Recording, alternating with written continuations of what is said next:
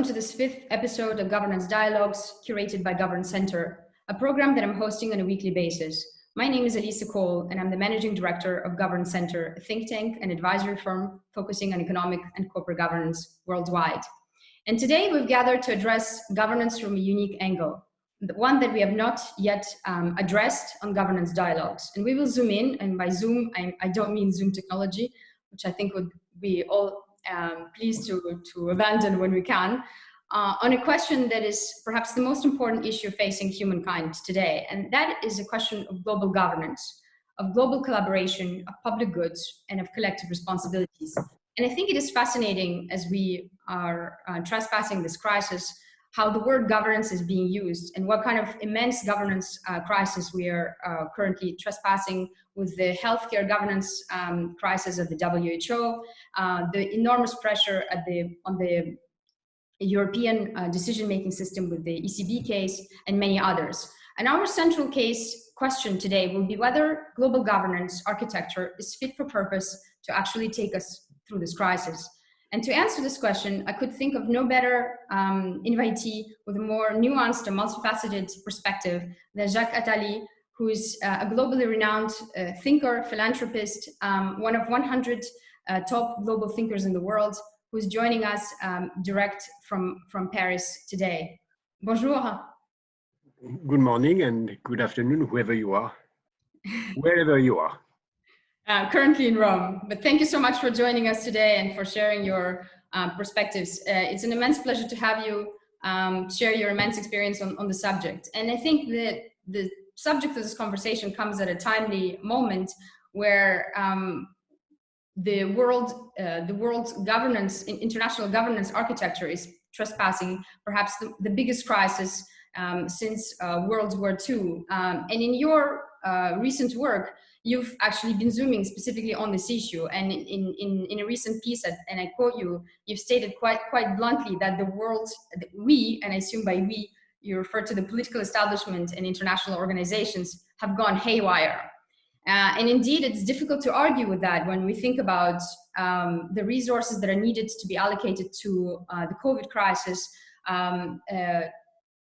estimated by the WHO at around 53 billion to find a solution or vaccine to the disease. And yet we are only at around $8 billion of funding that's been allocated to the Access to COVID accelerator. And it seems that most countries are really going for national solutions, and that goes beyond, in terms of social protections, in terms of handouts by governments to shore up national companies. And with that, I would like to ask you a specific question around your thoughts on the global governance order. You were at the helm of one of the most recognized international organizations, the EBRD, for a number of years. Do you think that the current governance of international organizations is fit for purpose to take us through this crisis? Certainly not, but there is no way, no chance to change it. The international institutions are going to die like dinosaurs, and dinosaurs have never been reformed or transformed in order to adapt to a new world. It's a loss of time to try to reform them. The only institution that can be reformed, I think, are the European institutions, which is a living organization, while the UN is almost dead, but we may come back to that. When we look at the situation, it's clear that there is a need for more international rule of law. It's obvious. If we had in Wuhan wholesale market the same rule of law on hygiene that we have in Paris and I hope in Rome, I don't know if it's true in Rome, by the way, we didn't have these pandemics going around. And then it's the lack of rule of law and the lack of instruments to implement the rule of law. The only fields where there's something like tools for implementing international rule of law are on one extreme nuclear proliferation, where there is a tool, and even if some countries are blind and we do not want to see that some countries have nuclear weapons, but globally we try to avoid nuclear proliferation and it works.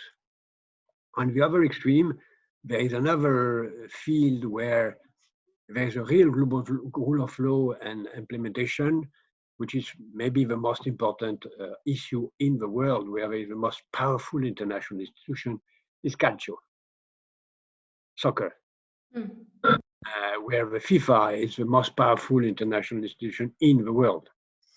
But if you look at these two extremes, you see that nuclear proliferation is going and very, very difficult to control, and that calcio and soccer is led by a very corrupted organization, FIFA, and that as we speak, there is a risk of even that doesn't work anymore, because as we have seen in last week, some countries are coming back to play without no international agreements, no rules of the game, whatever. And then it's a weak signal of dismantling of one of the rare dimensions of international law, which is culture. Therefore, if we look at the other institutions, let's take them one after the other. The WHO has been totally discredited by the fact that during this crisis, they were a puppet of the worst management of the pandemics, which is China, without being able to explain to the world that there was only one strategy was what was good from December 1919, which was the South Korean one. If in December, WHO have said to the world, do not follow, I said December, not January or March, December, follow South Korean strategy, we will not be there today. And they did not. True. And then that's an institution which is totally discredited. UN is even worse than that, because UN has not been even able to organize a video conference of the permanent of the Security Council, because it was impossible to find a video for many of the permanent representatives in the council. That was a shame. And in such a crisis, at least a P5 at the level of head of states would have been possible. The only institution that worked and is doing its best and doing well are two. One, even if people are saying the country is the European Union, which is working not so bad, taking into account that health is not part of their mandate. And the second, which is working not so bad, even very, very well, with their limits, is the G20. G20 is doing quite a lot of things. And what you said about fundraising for drugs has been organized by the G20, by nobody else. True. And both of us have been following the situation from various conferences and events that are currently hosted remotely under the Saudi G20 presidency. But I would like to come back, if I may, to the European Commission, European Union as a structure. And you mentioned in your thinking it is working more or less well. And I would like to zoom in on the current predicament of the European Union. That is the German court case that President of the European Commission, Ursula von der Leyen, said that she might even take to the European Justice Court over the EU bond purchasing program. With that in mind, do you think that EU is still well positioned to survive this current crisis in its current shape or form? What governance changes might come out at the level of the European organizations as a result of this pandemic? A European entity is a living body, and it's changing all the time. It's like driving a bike. If you stop biking, you fail. Therefore, we have to continue to run the bike.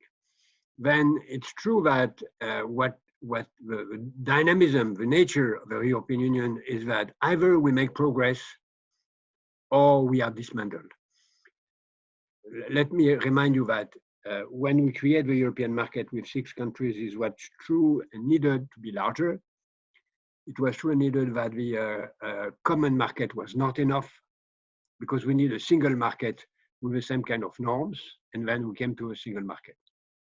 And we then avoid the unfair competitiveness by norms. And then we realized that there was unfair competitiveness by exchange rates, and then we moved to euro. Common market, single market, euro, one was the consequence of the other. It was true from the very first day of the euro that the euro cannot survive with a large European budget to finance the differences between regions and the difference of competitiveness, because we don't have a mobility of labor which is needed with a single currency. And then we are there. We survive.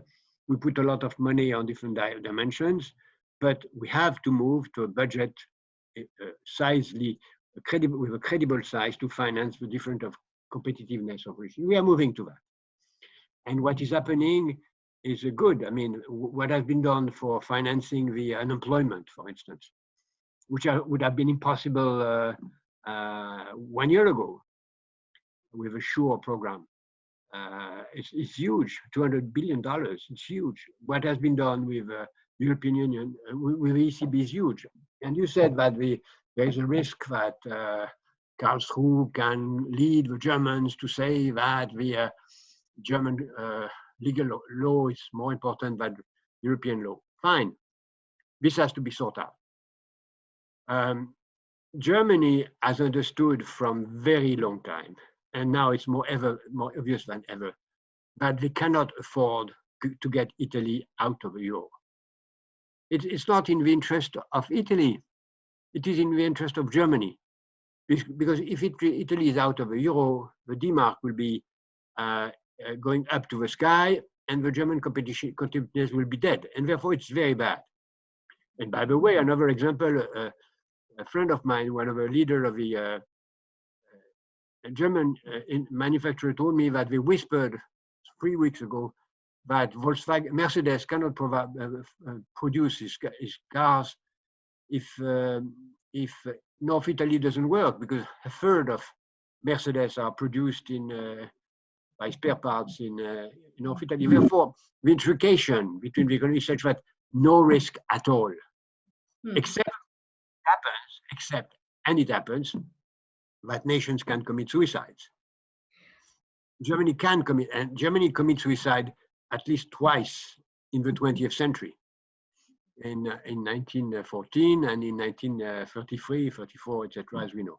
Then it's possible that once again Germany commits suicide. We'll see it. It's well, I think we all hope that that there will be no third German suicide. But one of the points you're raising in your previous comments was around competition, and I think it's a very interesting subject right now. One we are writing quite a bit about the injections, the enormous injections of capital. First, liquidity injections into the corporate sector, but also states going out and actually taking significant stakes in companies. And this time, unlike the previous financial crisis, not only financial sector companies. So I think that it's, at least in my humble view, it's clear that we will see a growing state ownership around the world. We are also seeing, in parallel to this, as you certainly know, an increase in investment restrictions, unprecedented for decades now, with Spain, Japan, and many other countries erecting quite a bit of protectionist measures. So, for example, if you take the last measure from Japan, now you need an approval of the Japanese government to buy even a 1% share in half of Japanese listed companies. So with that in mind, those type of significant, I would call them tectonic shifts in kind of the global economy, do you think, how concerned are you around deglobalization as a trend and its implications for the future of the global economy? But a lot of people have not yet realized that we are in the deepest crisis since ever, much more serious than 1929, much more serious. When you see what is happening in terms of unemployment in the US, in terms of unemployment in Italy and elsewhere, even if the statistics are cheated, it's a worse crisis than ever. And it's not, and the fact that the mafia is taking in charge south of Italy is a sign of disaster which is coming. Then it's true that this is a crisis of a totally different dimension. Financial crisis was a crisis of trust. Now it's a crisis of quantities. It's a physical crisis, not a financial crisis, totally different. It's a new kind of crisis, which is more closer to the ecological crisis than the financial crisis of quantity, not quite crisis of money. And then it was clear, and I say that in writing in January, that you cannot solve a problem of solvency only by liquidity. And for the moment, banks provide liquidity, fine, but it's not enough. And solvency means what? To have solvency, you need to have clients and or shareholders. When you don't have clients and want to survive, you have to beg for shareholders. Either you wait for vultures that will come to buy you cheap, coming from around the world, and is the reason why some companies are with good values, because people hope that someone will come, or governments say it's impossible, we don't want that. And then the only solution for government is to nationalize the shopkeepers. Nationalize the shopkeepers. Are we going to nationalize the shopkeepers in Italy? Are we going to nationalize SMEs and shopkeepers? I mean, really shopkeepers, hairdressers in Rome or Benetton somewhere else, which are. And then that's the key question. If we are not able to put money, equity and trust and long-term financing in companies with no clients, these companies are going to die. And we have to be ready for that. It's why I explained that, but it's far from your question on governance, but each country should focus on what I call economy of life, which means to finance only the sectors that are promising for the future, which are quite serious sectors: health, food, agriculture, hygiene, security, digital logistics, university, research, education, clean energy. That are a lot of sectors. But we have to get rid of some other sectors, such as chemicals, cars, planes, and to reorganize some sectors which are vital for Italy or for France, such as tourism, which have to be totally reorganized. And even if a pandemic disappears overnight, it has to be done. It's not a matter of global governance. It is a matter of global governance in Europe, but we should do it at the union level through a global fund. But at least we should do that nationally, and we don't do it. I think it's interesting because your comments are now shifting from the world of economic governance to the world of corporate governance, a subject that I've been working on for more than 15 years. And it's true that, you know, some sovereign institutional investors, such as the Norwegian Sovereign Wealth Fund, has already taken steps. They said, you know, we will divest from coal industry, punto. And that has been a controversial decision, but one that they have taken. And other institutional investors are looking that way. But I think it's interesting, and I would love to have your perspectives on the issue of kind of stakeholder governance. You know, I think in the recent year or two, we've seen enormous shift from what normally would be governmental responsibilities to the corporate sector. So companies are very much expected by the public, by institutional investors, which are supposed to be policing them, to have environmental, social governance policies, and to really be vocal on these. And yet, many skeptics or observers, such as, for example, Lucian Bebchuk, the head of Harvard's corporate governance program, calls this stakeholderism promise illusory. So meaning referring to the, for example, the changes in the French and the UK laws that have now empowered or asked of boards of largest corporations to look not only at the shareholder interests, but at the stakeholder interests. Maybe you know that I'm working a lot on that since 10 years under the name of positive economy. Yes. What I call positive economy is the economy on charge of next generation interest. And in my foundation, since more than 10 years now, we have developed a lot of concept, ideas, and facts on that. Positive economy means, as I said, the economy in charge of next generation. And for that, we have developed indexes, because what you don't measure doesn't value. When we measure what means positive economy for countries, for cities, and for companies, we have developed since 6 years an index of positivity of countries, and we measure each year the positivity of all the countries of OECD. You can find that on the Positive Planet website, where we see that with 46 parameters, you know if countries are taking care of the next generation. Unfortunately, France is not good ranking, and Italy is worst. And that is occasion of debates and should be more debate. And we also have developed index for positivity for companies and for financial funds.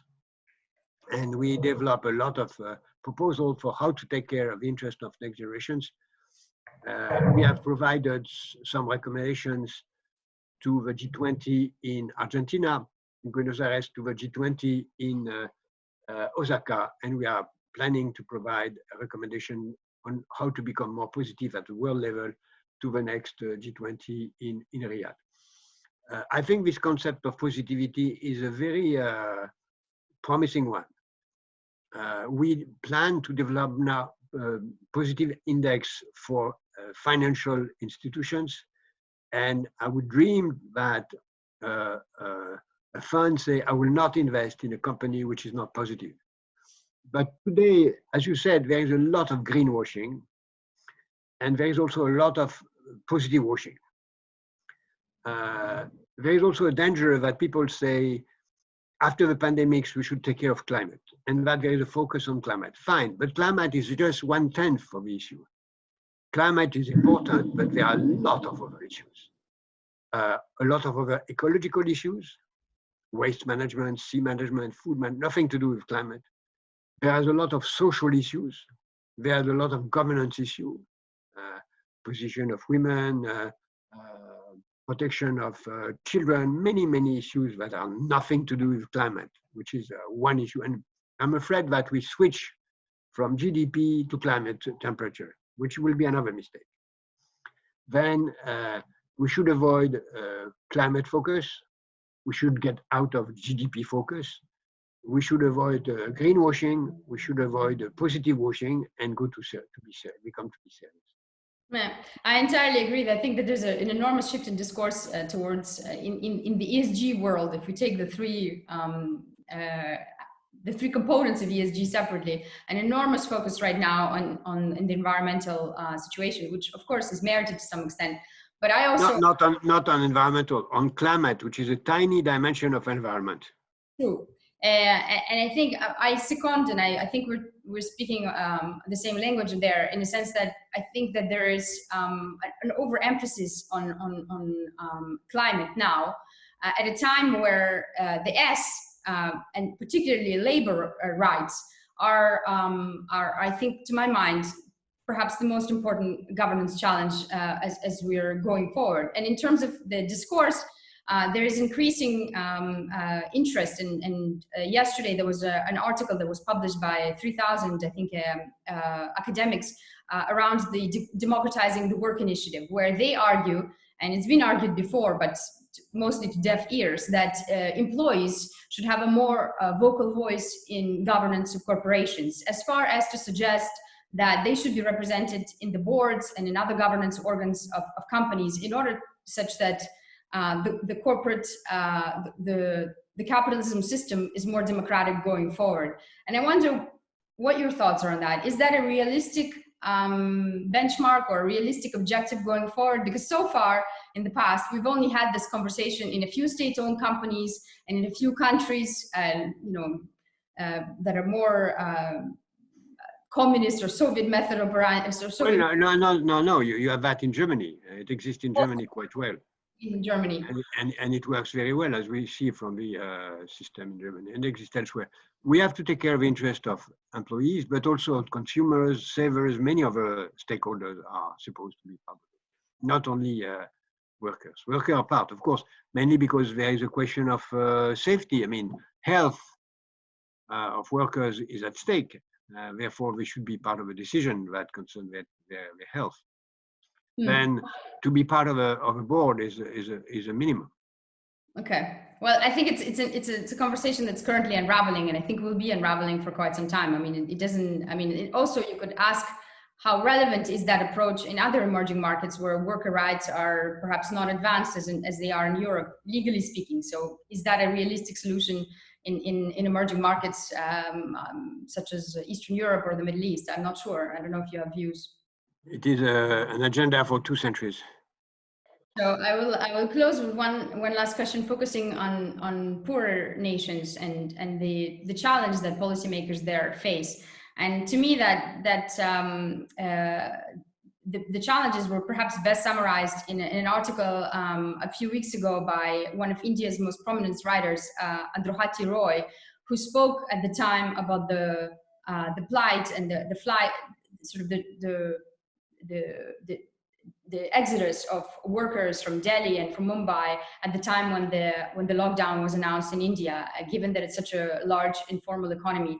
And I wonder if you have sort of one perhaps last closing thoughts as to what recommendations or thoughts you may have for policymakers in countries which don't have the means of France, Italy, or Germany, where the COVID pandemic might be, the choices may be between a medical emergency and a humanitarian one. What are some of the thoughts that you may offer on that? Well, I think to follow the Korean strategy would have avoided that. If we have not, because India as well as France and Italy, we have followed the Chinese way, which is, as I said before, a total suicide and a huge mistake. Therefore, it is in our interest to help India to avoid the catastrophe that will lead the country if they go to the Chinese way of global lockdown with no means for that. Therefore, we should help them to have masks, and it's a huge task to have masks for 1 billion people.